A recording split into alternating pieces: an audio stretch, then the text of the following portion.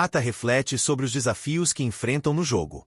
Mesmo sem desenvolvimento, geralmente seria possível obter alimentos e minerais dependendo do ambiente, o que serviria como a base para o desenvolvimento de um reino avançado. No entanto, essa não era a realidade deles, colocando-os em uma situação crítica. Molter se aproxima e pergunta se deve continuar explicando sobre o mundo exterior. Ele olha para Takuto, que parece extremamente sério. Walter pergunta se algo está incomodando-o. Nesse momento, Gia chega e informa que trouxe um de seus subordinados, Emuru, que também está responsável pela inteligência deles. Emuru é altamente capacitada em informações e tradições de outros países. Gia acredita que ela pode ser de grande ajuda para o rei. Atu expressa satisfação com a dedicação deles, esperando resultados positivos naquele dia. Ele então instrui Molter a não ser tão formal, pois Takuto também não aprecia formalidades rígidas. Molter se levanta, expressando sua intenção de evitar formalidades excessivas. Takuto, sentindo-se desconfortável com o respeito repentino, reflete sobre sua nova posição como uma pessoa comum. Molter retoma de onde parou na última vez, mas Atu interrompe, indicando que primeiro precisam discutir seus planos futuros.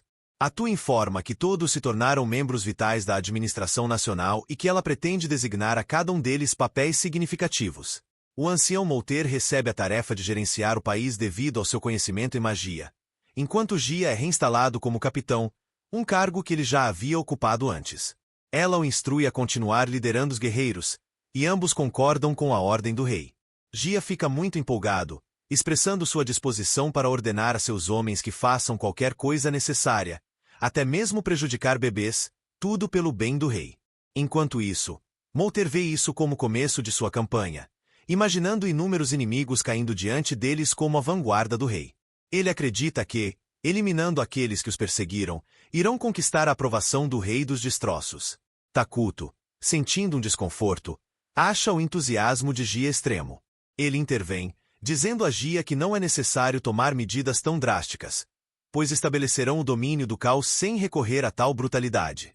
Gia questiona Takuto sobre seus planos para governar o mundo. Takuto responde, expressando sua preferência pela paz em vez de guerras bárbaras.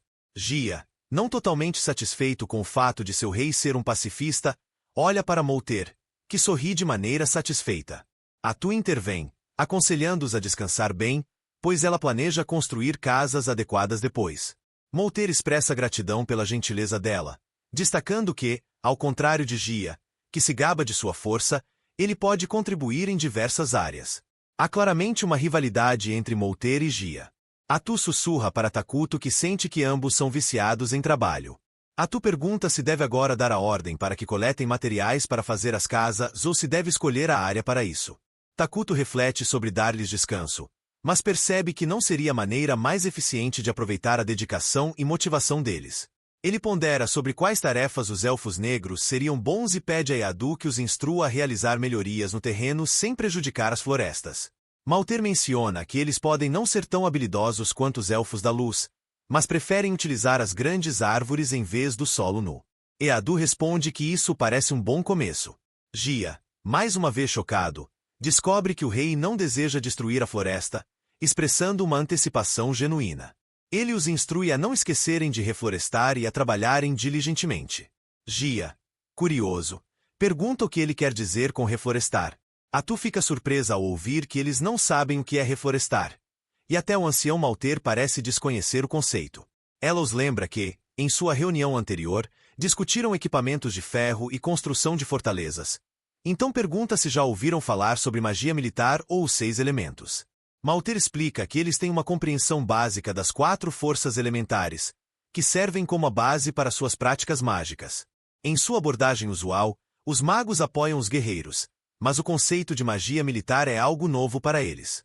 Takuto inicialmente esperava que os avanços tecnológicos deles incluíssem habilidades como fundição de metais, pesca e construção de fortalezas. Ao observar mais de perto, Molter percebe que as habilidades mágicas dos elfos negros não são tão avançadas quanto Takuto havia imaginado. Atu expressa surpresa, mencionando que tinham presumido que os elfos negros possuíssem algum tipo de tecnologia de melhoria de terreno. Mas o nível real deles parece ser muito mais baixo do que o esperado. No entanto, eles não sabiam o motivo disso. Agora que sabem que o nível de tecnologia mágica no mundo é muito baixo, percebem que, se acelerarem seu desenvolvimento, poderão obter uma vantagem significativa sobre os outros. Atu então explica que reflorestar envolve plantar árvores em uma área que foi anteriormente desmatada para preservar a vegetação. Malter responde que, se é realmente só plantar árvores, então não precisam de nenhuma tecnologia mágica. O verdadeiro problema, no entanto, é que algumas árvores podem levar até séculos para crescer adequadamente. Atu informa que a técnica de reflorestamento que ela está discutindo envolve um elemento mágico para acelerar o crescimento das plantas, e ela atribui esse conhecimento a Takuto. Takuto fica surpreso ao ouvir isso e se sente um pouco estranho com os elogios. Atu continua a elogiar Takuto, expressando que tem a honra de ser seus cidadãos. Ela enfatiza o quão grande é o rei, afirmando que ele é 100 vezes maior do que eles imaginam, e que ele pode realizar qualquer pedido que tiverem. Takuto fica em grande desespero com as palavras ostentosas de Atu. Imura compartilha com Atu que, há algum tempo atrás, o reino sagrado de Qualia foi atingido por uma praga devastadora, resultando em um grande número de mortes. O sacerdote de Qualia acreditava que fosse uma maldição de um demônio. No entanto, Atu tem uma teoria diferente. Ela sugere que a verdadeira causa poderia ter sido a caça excessiva de gatos na cidade, o que levou a uma explosão na população de ratos. Ela explica que, quando alguém morre devido à praga, os ratos podem comer o corpo e se tornar portadores da doença. Sem predadores como os gatos para controlar seus números, a população de ratos cresce, aumentando o contato deles com os humanos. Emuru expressa choque ao saber que os ratos foram os portadores da doença que causou as mortes. Atu corrige a, enfatizando que não são os ratos em si, mas os germes dentro deles que causam as fatalidades. Ela explica a existência de pequenas criaturas microscópicas no mundo, invisíveis a olho nu. Atu acrescenta que há diversos métodos que podem ser usados para combater a doença. No entanto, a sangria, uma prática histórica comum, nem sempre é eficaz e pode enfraquecer o corpo. Embora a oração seja reconhecida como eficaz, ela apresenta desafios quando se trata de uma população grande, tornando-a impraticável. Atu menciona que o rei tomou uma decisão, embora Takuto ainda não tenha falado nada. Por dentro, Takuto pensa como Atu está efetivamente arruinando seu nome. Ela acrescenta que na terra onde o rei costumava viver, havia um vasto conhecimento que eles não conhecem. Ela revela que a maçã dada pelo rei foi criada na terra dos deuses. Emura lembra-se da uva que comeu e menciona ter encontrado sementes nela. Ela as plantou, e já estavam brotando. Ela expressa entusiasmo ao ver o crescimento delas. No entanto, Gia e Molteira repreendem por tomar essa atitude sem a permissão do rei. Atari confirma, perguntando se Emura replanteou uma fruta da terra dos deuses. Enquanto isso, Takuto está arrependido de não ter pensado em uma ideia como essa antes. A produção de emergência havia gerado itens de outros mundos dentro do jogo, mas recursos estratégicos não faziam parte dessa equação. Agora, ele se pergunta se esse conceito se aplica a recursos estratégicos dentro do jogo. Ele decide um plano. Primeiro, focar em adquirir tecnologia industrial e aumentar a população para permitir a produção em massa. Além disso, se conseguir reunir mana suficiente, acredita que poderia criar recursos capazes de remodelar a dinâmica da guerra no outro mundo. Takuto reflete sobre a criação do petróleo e como ele se tornou um catalisador para extensas mortes em massa mundialmente. Ele entende que, em um mundo desconhecedor de conceitos como reflorestamento, isso seria como ter um código de trapaça. A Miru, nervosa, pergunta se ela não deveria ter tomado tal atitude sem perguntar. Com um sorriso no rosto, Takuto e Atu respondem que ela fez um trabalho perfeito. Para eles, parece uma grande vitória. Eles percebem o impacto potencial e as vantagens que poderiam surgir de tais ações em seu mundo. Enquanto isso, o continente de Doragia possui uma configuração distinta que se assemelha a dois círculos interconectados. A região sul é famosa como Continente Sombrio, enquanto a parte norte é conhecida como Continente da Lei. Atualmente, o Reino Sagrado de Qualia governa o continente norte, habitado principalmente por humanos, e a Aliança Elemental de Aunir, liderada pelos Elfos. Notavelmente, essas duas nações influentes estão promovendo ativamente laços diplomáticos estáveis. Um grande catalisador desse esforço diplomático é o uso da formidável arma final conhecida como Santa. O povo na faixa polar gelada do Reino Sagrado de Qualia, ao norte, expressa suas dificuldades para respeitar a Santa. Buscando sua intervenção divina, eles imploram por ajuda em seus problemas. Dentro da vasta extensão do continente de Doragia, reside uma das 7 santas estimadas, a Santa Celina dos Sepultamentos Esplêndidos. Respondendo aos apelos do povo sofredor, a Santa Celina afirma firmemente que as transgressões cometidas não serão perdoadas e que o tempo para arrependimento já passou. Ela se volta para os gritos dos inocentes e o chamado de sua divindade pacífica. Ela considera os pecados de perturbar a ordem e desafiar o Deus sagrado como merecedores de um castigo severo. Seguindo seu julgamento divino, impõe uma sentença dura, selando o destino dos transgressores no esplêndido sepultamento. Em um gesto solene, ela libera uma punição flamejante, simbolizando a justiça divina por suas ações corruptas no reino sagrado. Voltando sua atenção para o cardeal, a Santa Celina questiona sobre a discussão do dia anterior.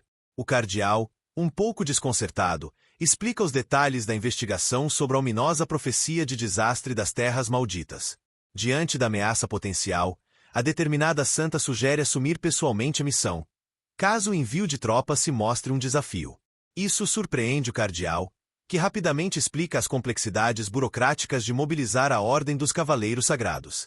Ele destaca a necessidade de uma petição formal ao governo central e os cuidadosos arranjos para provisões e recompensas. Enfatizando a importância de seguir esses passos, o cardeal esclarece que mobilizar os Cavaleiros Sagrados não é algo que deva ser feito apressadamente. Expressando sua preocupação, questiona a compreensão da santa sobre seu papel, insinuando que seus pensamentos parecem desconsiderar as responsabilidades associadas a ser uma santa. Ele questiona suas expectativas, enfatizando que, como santa, ela já não é mais uma mulher comum. Ao ouvir essas palavras, a santa olha para o cardeal com um toque de tristeza. Antes de decidir se afastar, ele afirma que irá pessoalmente se envolver com alguém capaz de mobilizar tropas. Enquanto ele se afasta, o cardeal, em um murmúrio baixo, a chama de garota camponesa. A determinada santa promete fazer tudo o que for necessário para salvar seu povo. Enquanto isso, dentro do território de Minogra, na grande terra maldita, chega o momento de iniciar a construção das fortalezas e o estabelecimento de uma nação propriamente dita.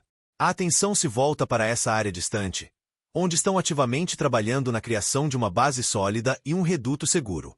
A iniciativa é continuar com planos detalhados para fortificação e expansão. Gia anuncia que o sucesso desse esforço depende da ajuda coletiva de todos os envolvidos. Algumas semanas após os Elfos Negros terem recebido a cidadania, o progresso parece promissor, e tudo parece estar caminhando de forma suave em direção ao sucesso. Entre os envolvidos, Takuto sente uma sensação de alívio, especialmente grato pelo fato de não precisar mais usar roupas hospitalares. Agora vestido com roupas mais elegantes, ele se senta confortavelmente em seu pedestal de pedra, o que indica uma melhora significativa em relação aos dias anteriores. Ao governar a recém-estabelecida nação, implementaram uma abordagem sistemática para a coleta mensal de mana dos cidadãos. A mana coletada está diretamente ligada à felicidade dos cidadãos, criando uma relação proporcional. Quanto mais felizes os cidadãos, mais mana é coletada. Isso implica que o desenvolvimento da nação de Takuto está intimamente relacionado ao bem-estar e contentamento de seu povo. Sem se deixar abalar pela responsabilidade, ele está determinado a conduzir seu povo pessoalmente ao pico da felicidade. Atu, satisfeita por testemunhar a satisfação de Takuto, mergulha nas discussões iniciais do planejamento. O foco principal deles é na construção de instalações e na produção de alimentos. Atu entende que a fome torna os cidadãos vulneráveis, destacando a necessidade de garantir fontes confiáveis de comida. Molter, embora reconheça a importância crítica da produção de alimentos, levanta uma questão curiosa. Ele se pergunta se o próprio rei possui a habilidade de gerar um suprimento infinito de comida. Em resposta, Atu explica que, de fato, o rei tem essa capacidade. No entanto, ela aponta o desafio potencial dos problemas de distribuição à medida que o território se expande.